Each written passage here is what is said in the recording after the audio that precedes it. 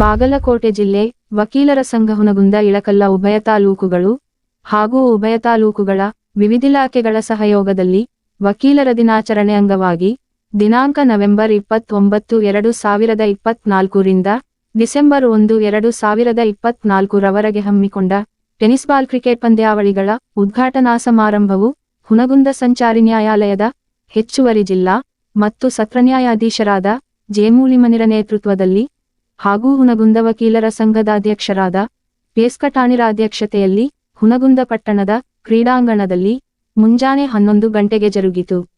ಈ ಒಂದು ಕ್ರಿಕೆಟ್ ಪಂದ್ಯಾವಳಿಯು ಹೆಚ್ಚುವರಿ ಜಿಲ್ಲಾ ನ್ಯಾಯಾಧೀಶರು ಹಾಗೂ ಹುನಗುಂದ ತಾಲೂಕಿನ ಹಿರಿಯ ದಿವಾಣಿ ನ್ಯಾಯಾಧೀಶರಾದ ಹನುಮಂತರಾವ್ ಕುಲಕರ್ಣಿ, ಅಪರ ದಿವಾಣಿ ನ್ಯಾಯಾಧೀಶರಾದ ಬಸವರಾಜ ನೇಸರ್ಗಿ, ಕರ್ನಾಟಕ ರಾಜ್ಯ ವಕೀಲರ ಸಂಘದ ಸದಸ್ಯರಾದ ಎಸ್ ಮಿಟ್ಟಲಕೋಡ, ಉಪತಹಶೀಲ್ದಾರಾದ ಎಂಇ ಸಂದಿಗ್ವಾಡ, ತಾಲೂಕು ಪಂಚಾಯತ ಕಾರ್ಯನಿರ್ವಾಹಕಾಧಿಕಾರಿಗಳಾದ ಮುರಳೀಧರ ದೇಶಪಾಂಡೆ, ಪೊಲೀಸ್ ವೃತ್ತ ನಿರೀಕ್ಷಕರಾದ ಸುನೀಲ ಸವದಿರು ಕ್ರಿಕೆಟ್ ಪಂದ್ಯಾವಳಿಯನ್ನು ರಿಬ್ಬನ್ ಕತ್ತರಿಸುವುದರೊಂದಿಗೆ ಹಾಗೂ ಸ್ವತಃ ಆಟಾಡುವುದರೊಂದಿಗೆ ಉದ್ಘಾಟಿಸಿದರು.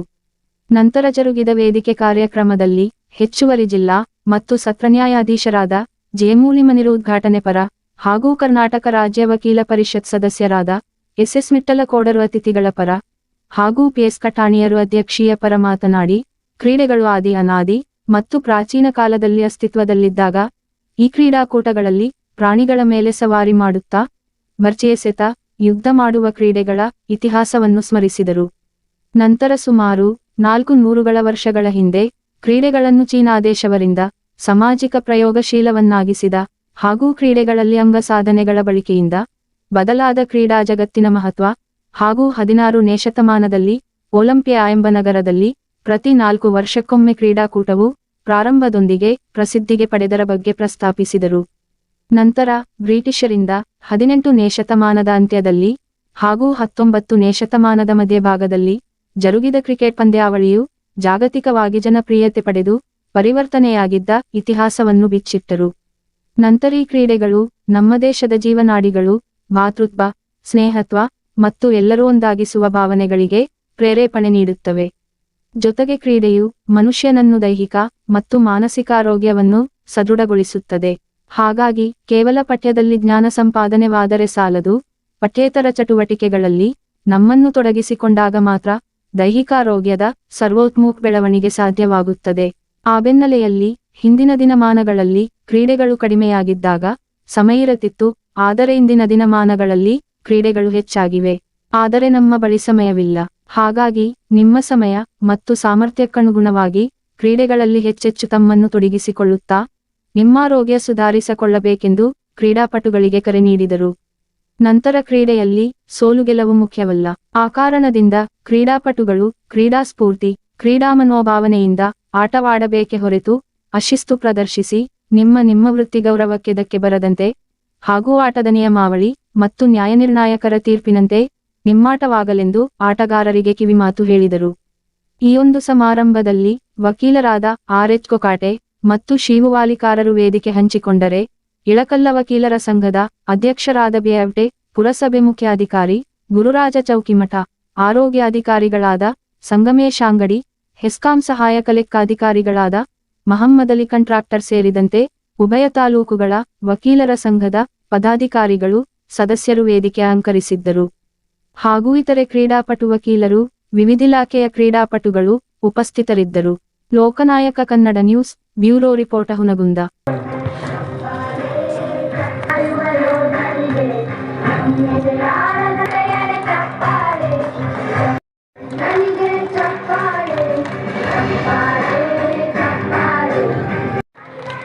ಮಾಲಾರ್ಪಣೆ ಮಾಡಿದಂತ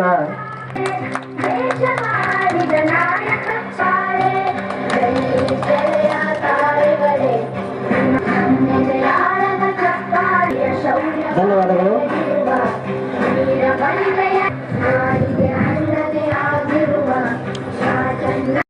ಸಂಗಮೇಶ್ ಅಂಗಡಿ ತಾಲೂಕು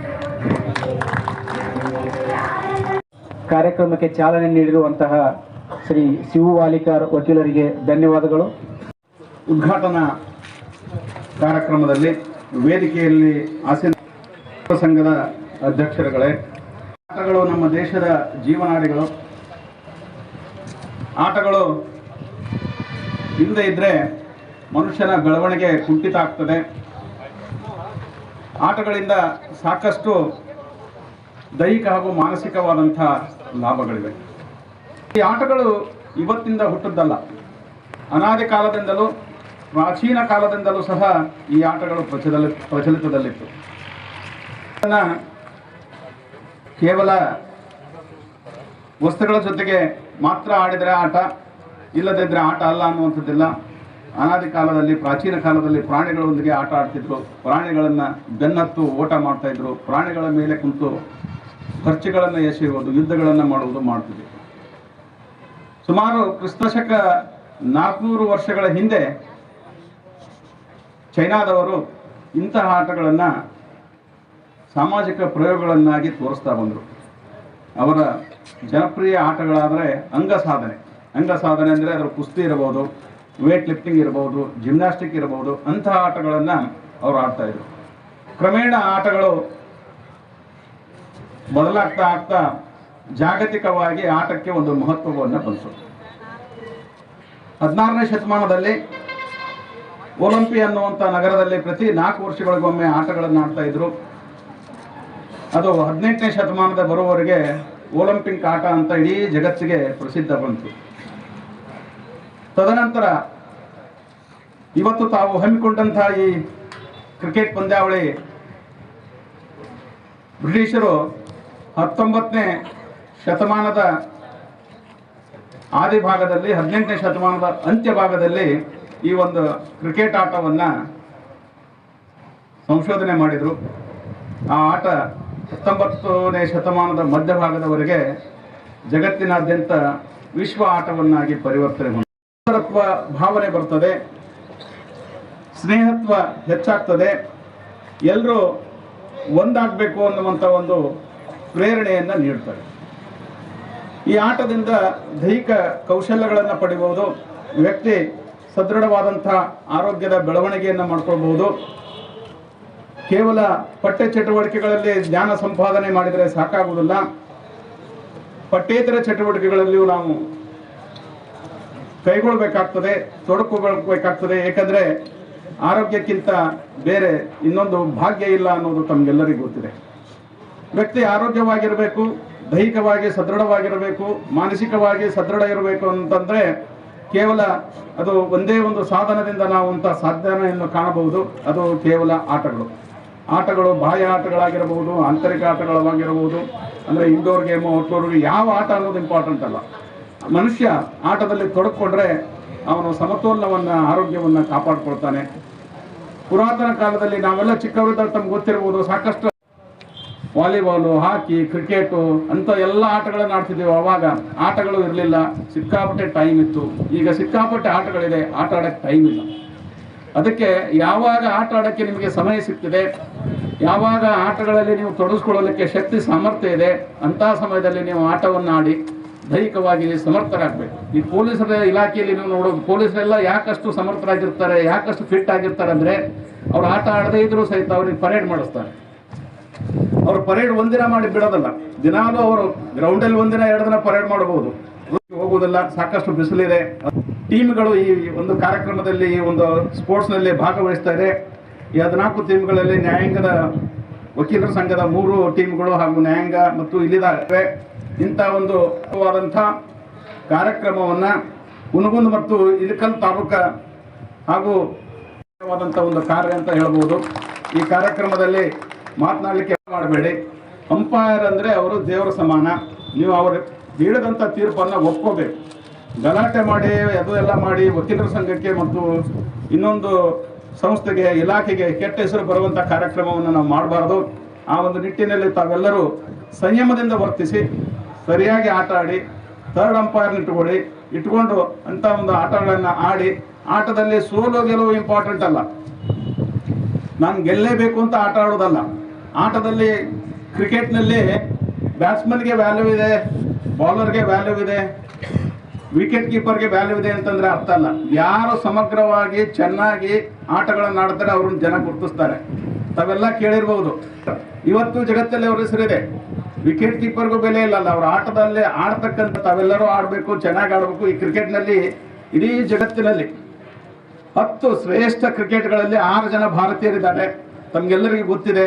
3 ರಿಂದ 4 ಇಲಾಖೆಗಳನ್ನು ಸಹಯೋಗದಲ್ಲಿ ಮಾಡ್ಕೊತಾರೆ. ಇವತ್ತಿನ ದಿವಸ ನಮ್ಮ ರೂಂದು ವಕೀಲ ಸಂಘ ಏನು ಮಾಡಿದೆ ಅಂದರೆ ಎಲ್ಲ ಇಲಾಖೆಗಳಿಗೆ ಸಾಧ್ಯ ಆದಷ್ಟು ಯಾರ್ಯಾರು ಕ್ರಿಕೆಟ್ ಆಡ್ತಾರೆ, ಯಾರು ಕ್ರಿಕೆಟಲ್ಲಿ ಆಸಕ್ತಿ ಇದೆ, ಎಲ್ಲ ಇಲಾಖೆಗಳನ್ನ ಸಹಯೋಗ ಮಾಡ್ಕೊಂಡು ಇವತ್ತಿನ ದಿವಸ ಈ ಕ್ರಿಕೆಟ್ ಪಂದ್ಯಾವಳಿ ಮಾಡಿದ್ದಾರೆ. ಅವರಿಗೆ ನಾನು ರಾಜ್ಯ ವಕೀಲ ಪರಿಷತ್ತಿನ ಪರವಾಗಿ ಇಡೀ ರಾಜ್ಯದ ಪರವಾಗಿ ಅಭಿನಂದನೆಯನ್ನು ಸಲ್ಲಿಸ್ತಾ ಇದ್ದೀನಿ. ಟೀಮ್ ಉದ್ಘಾಟನಾ ಭಾಷಣ ಮಾಡಿ ಅದರ ಜೊತೆಗೆ ಆಟವನ್ನು ಆಡಿದರು. ಇನ್ನು ಮುಂದಿನ ದಿನಮಾನದಲ್ಲಿ ಅವರು ಬೇರೆ ಕಾರ್ಯಕ್ರಮ ಹಾಕೊಂಡು ನಮ್ಮ ಜೊತೆ ಇರ್ತಾರೆ ಅನ್ನೋಂಥ ಮಾತನ್ನು ಹೇಳ್ತಾ, ಇವತ್ತಿನ ದಿವಸ ಸಾಕಷ್ಟು 18 ರಿಂದ 14 ಟೀಮ್ ಬಂದಿದ್ದಾವೆ ಅಂತ ಕೇಳಿದ್ದೀನಿ. ಸ್ವಲ್ಪ ದಿವಸ ನಡೀತದೆ. ಇದು ಒಂದು ಸ್ಪರ್ಧಾತ್ಮಕ ಯುಗದಲ್ಲಿ ನಮ್ಮ ಆಟ ಅಂತ ತಿಳ್ಕೋಬೇಕು. ಈಗಾಗಲೇ ಸಾಹೇಬ್ ಹೇಳಿದ್ದಾರೆ, ಯಾಕಬೇಕು ಯಾರೇ ಗೆಲ್ಲಿ ಯಾರೇ ಸೋಲಿ ನಾವೆಲ್ಲರೂ ಒಂದೇ ಕುಟುಂಬದ ಸದಸ್ಯರು. ಯಾವುದೇ ಇಲಾಖೆಯಲ್ಲಿ ನಾವು ಕೆಲಸವನ್ನು ಮಾಡ್ತಾ ಇದ್ದೀವಿ. ಅದರ ಜೊತೆಗೆ ನಮ್ಮ ದೈಹಿಕವಾಗಿಯೂ ಇವತ್ತಿನ ಸ್ಪರ್ಧೆ ಏನಿದೆ ಅನ್ನೋದನ್ನು ತೋರಿಸಲಿಕ್ಕೆ ನಾವು ಮುಂದೆ ಬಂದಿದ್ದೀವಿ.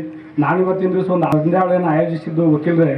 ಈ ಪಂದ್ಯಾವಳಿಯಲ್ಲಿ ಪ್ರಥಮ, ದ್ವಿತೀಯ, ತೃತೀಯನ್ನು ವಕೀಲ ಟೀಮೇ ಆಯ್ಕೆ ಆಗಬೇಕು ಅಂತೇಳಿ ಆ ಜೀವನದಲ್ಲಿ ಬೆಳ್ಕೊಂಡು ಸ್ಪರ್ಧಾತ್ಮಕ ಯುಗದಲ್ಲಿ ಹಾಗೂ ಇಳಕಲ್ ತಾಲೂಕಾ ವಿವಿಧ ಇಲಾಖೆಗಳ ಸಹಯೋಗದೊಂದಿಗೆ ಹಮ್ಮಿಕೊಂಡ ಪಂದ್ಯಾವಳಿಯನ್ನು ಉದ್ಘಾಟನೆ ಮಾಡಿರುವಂಥ ನಮ್ಮ ಸಾಹೇಬರು ಶ್ರೇಷ್ಠ ಕ್ರೀಡಾಪಟುಗಳು ಮತ್ತು ಯೂನಿವರ್ಸಿಟಿ ಬ್ಲೂ ಆದಂಥವ್ರ ಕಲ್ಲಿಂದ ಈ ಕ್ರೀಡಾ ಏನು ಮಾಡಿಸಿದ್ವಲ್ಲ ಅದು ನಮ್ಮೆಲ್ಲರ ಪುಣ್ಯ ಅಂತೀನಿ ನಾವು. ಯಾಕಂದ್ರೆ ಅದು ನಮಗೆ ಅಪರೂಪ. ನನಗೆ ಇವತ್ತು ಗೊತ್ತಾಯ್ತು, ಭಾಳ ಖುಷಿ ಆಯ್ತು. ಅಂಥ ಸಾಹೇಬರಿಂದ ಉದ್ಘಾಟನೆ ಮಾಡಿದರು. ನಾವು ಎರಡೂ ಸಂಘದ ಪರವಾಗಿ ಅವರಿಗೆ ತುಂಬ ಧನ್ಯವಾದಗಳನ್ನು ತಿಳಿಸ್ತೀವಿ. ಆ ನಿಯಮಗಳ ಪ್ರಕಾರ ತಾವು ಎಲ್ಲ ಕ್ರೀಡಾಪಟುಗಳು ಸಹಕಾರದಿಂದ ನಡ್ಕೊಂಡು ಹೋಗ್ಬೇಕು. ಇಲ್ಲೇ ಕ್ರಿಕೆಟ್ ಗೆಲ್ಲಬೇಕು ಹೊರತು ಯಾವ ಟೀಮು ಗೆಲ್ಲಬಾರ್ದು. ಅರ್ಥ ಗೆಲ್ಲಬೇಕು. ನಾ ಗೆಲ್ಲೋದು ನೀವು ಗೆಲ್ಲೋದು ಮುಖ್ಯ ಅಲ್ಲ, ನಮ್ಮ ವಕೀಲರ ಸಂಘ ಗೆಲ್ಲೋದು ಮುಖ್ಯ ಅಲ್ಲ, ತಾವು ಗೆಲ್ಲೋದು ಮುಖ್ಯ ಅಲ್ಲ.